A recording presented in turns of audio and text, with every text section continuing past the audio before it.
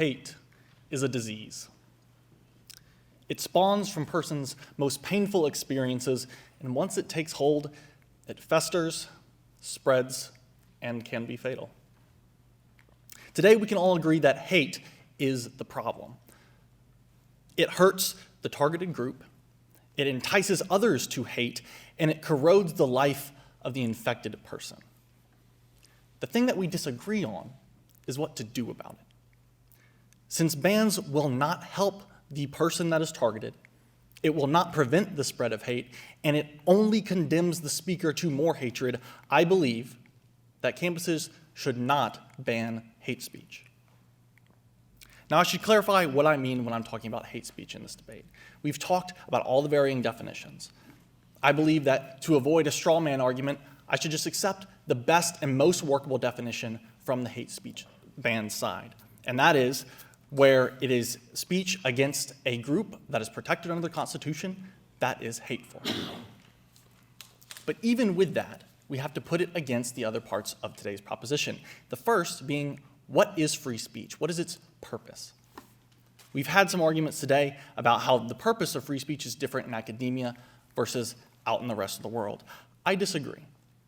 I believe that free speech in its base form is encouraging each individual to express every sincerely held belief so it can be analyzed on its merits and, if it's no good, to be dissected.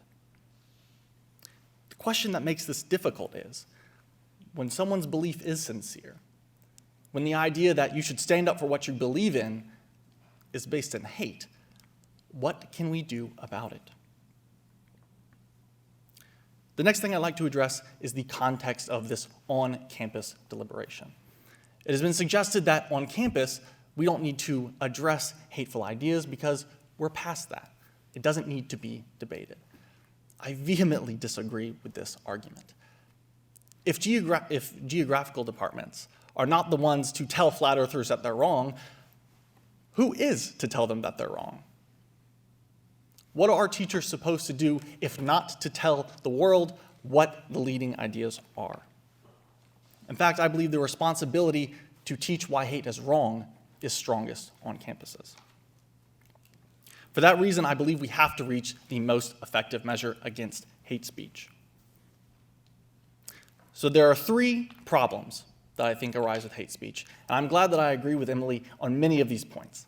The first is the targeted group. There are definitive harms of hate speech to a targeted group. That is not contested. They're going to live in fear.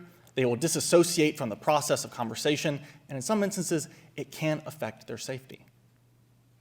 The second harm, which hasn't really been discussed as much, is that hate speech can encourage others to hatred. Emily mentioned that you aren't heard when you say something hateful, but that can't be true. Otherwise, there wouldn't be groups of hateful people. There wouldn't be people that are convinced by those groups. By just assuming a hateful comment will not reach anyone, we do ourselves a disservice. And finally, there's the hate that is corroding the speaker. We need to remind ourselves that hate is the enemy here, not the person who has said something hateful. Hate arrives because you have experienced something that is painful that you can't say in a logical manner. You can't even address it. If we condemn that person and we do not allow ourselves to address that hate, we are doing ourselves an additional disservice. With that framework, I'd like to talk about whether or not hate speech bans would address these problems. The first, my colleague has addressed, I think rather adequately, that a hate speech ban, at best, is going to have a marginal effect at protecting the communities that are going to be targeted by this type of speech, and at worst, it can be counterproductive. We all recall that MLK's most important writings were from a jail cell. Imagine if that boundary was even hazier, and those movements couldn't even get off the ground because they said something that someone was able to construe in a different way. So it won't help the people that are actually targeted. The second point is the third parties that are listening to this speech. And there are two things that I want to mention on this point. There's the concept of rhetorical advantage and enclave deliberation. Studies have been done that indicate that when a hateful comment is made in a group where the majority of the people speaking do not share that view, that hate is actually reduced. The person questions what they have just said and the response that they've received. It may not seem that way on social media comments or a variety of other realms, but that's just how it works. Some people will respond to the pushback. The second point is about enclave deliberation. Essentially, the opposite is true. If a hateful person says something in a group where the majority of people listening share that opinion, the hate intensifies, becomes more problematic, and the call to violence is even more likely. By banning the speech, we are necessarily incentivizing anyone with those hateful opinions to only deliberate in an enclave, and we are giving up our rhetorical advantage, our ability in our geographical departments to say, there's only one flat earther here, and we're going to get to the bottom of it. Because anyone that gives a degree to someone that they just have not addressed this issue with, I think have done themselves and everyone a disservice. And this leads to my final point. I don't know about y'all, but when I'm told to shut up, that's basically when I want to be the loudest. And maybe that's just because I don't ever shut up. But I think dismissing a thought rather than addressing it is an inherent disservice. The entire idea of public and free speech is that you have a responsibility to address what you think is wrong. But that's to address it, not ignore it. The person that is going to be ignored, the person that we've mentioned is harmed because they have not been heard, is going to continue perpetuating that harm on themselves throughout the future. And once they're in that enclave, once that hate festers and spreads even more, it will cause even more harm to the targeted group than ever would have happened had they spoken in a larger group. Since I've likened this to a biological disease, I think there's an analogy that is rather apt. There are many vaccines, some of the first ones that started with an amount of live virus, because if you are exposed to a small amount of it in a dose, you can deal with it. On the other hand, there are types of antibiotics that if they are used on a disease, but the full course is not taken, it creates a supervirus.